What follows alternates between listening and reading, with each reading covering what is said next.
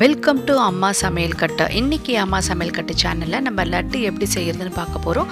குறிப்பாக இந்த லட்டு பண்ணுறதுக்கு பூந்தி பொரிக்க தேவையில்லை, நமக்கு எண்ணெயே தேவைப்படாது. இது ரெண்டும் இல்லாமல் இந்த லட்டு எப்படி செய்கிறது அப்படிங்கிறத இன்றைக்கி நம்ம பார்க்க போகிறோம். அதுவும் ரொம்ப கம்மியான நேரத்தில் ரொம்ப டேஸ்டியாக செஞ்சிடலாம்.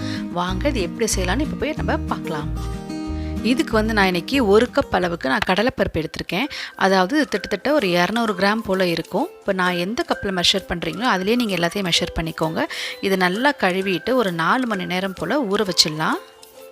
இப்போ இது நல்லா 4 மணி நேரம் போல் நல்லா ஊற வச்சு எடுத்துக்கிட்டேன். இதை இப்போ மிக்ஸி ஜாரில் போட்டு நம்ம அரைச்சி எடுத்துகிட்டு வந்துடலாம். இதுக்கு பார்த்திங்கன்னா நல்லா கொஞ்சம் கொரப்பாக அரைச்சிக்கணும், ரொம்ப நைஸாக அரைக்கக்கூடாது. இந்த மாதிரி நல்லா கொரப்பாக அரைச்சி எடுத்துக்கோங்க. இப்போ நம்ம ஊற வச்ச கடலைப்பருப்பை ஃபுல்லாக போட்டு அரைச்சோன்னா இந்த மாதிரி அரைப்படாது, கொஞ்சம் கொஞ்சமாக போட்டு நம்ம அரைச்சி எடுத்துக்கலாம். இந்த மாதிரி கொஞ்சம் நல்லா கொரப்பாக அரைச்சி எடுத்துக்கோங்க, அப்போ தான் லட்டுக்கு நல்லாயிருக்கும். இப்போ ஒரு கடாய் எடுத்துக்கலாம். கடாயில் ஒரு 2 டேபிள் ஸ்பூன் அளவுக்கு நெய் ஊற்றிக்கலாம். ஊற்றிட்டு நான் கொஞ்சம் முந்திரி பருப்பை வறுத்து எடுத்துக்க போகிறேன். இப்போ முந்திரி பருப்பு மட்டும் கிடையாது, இதுக்கு நம்ம பாதாம், பிஸ்தா இல்லை உலர் திராட்சை இருக்குல்ல, அந்த மாதிரி எது இருந்தாலுமே நீங்கள் லைட்டாக அந்த மாதிரி நெய்யில் வறுத்து போட்டுக்கோங்க, ரொம்பவே டேஸ்ட்டாக இருக்கும். இப்போ இந்த நெய்யில் நம்ம அரைச்சி வச்சுருந்த கடலைப்பருப்பு விழுதை போட்டு நல்லா வறுத்து எடுத்துக்கலாம்.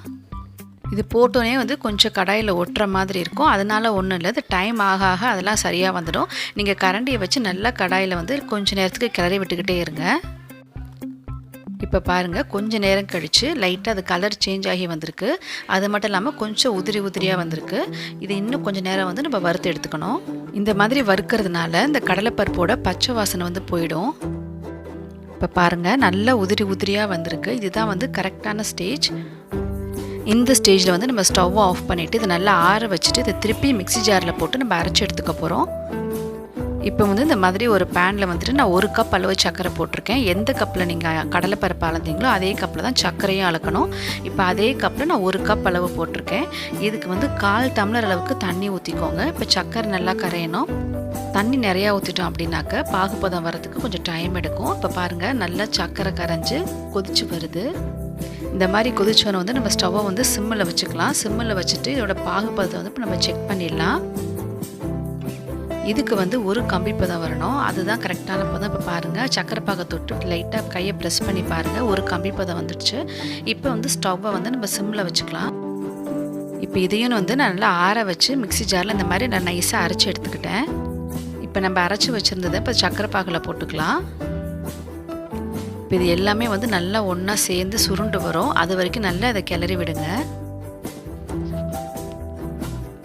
பாருங்கள், லைட்டாக ஒன்றா சுருண்டு வந்துருச்சு. இப்போ கொஞ்சமாக ஏலக்காய் தூள் போட்டுக்கலாம்.